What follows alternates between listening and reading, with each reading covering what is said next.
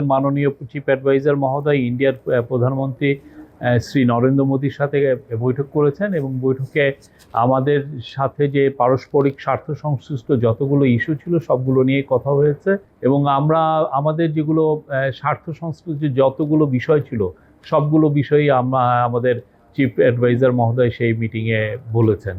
যেমন শেখ হাসিনা প্রত্যর্পণ বিষয়ে কথা হয়েছে, শেখ হাসিনা যে ওইখানে বসে অনেক ধরনের ইনসেন্ডিয়ারি কমেন্ট করছেন সেগুলো বিষয়ে কথা হচ্ছে।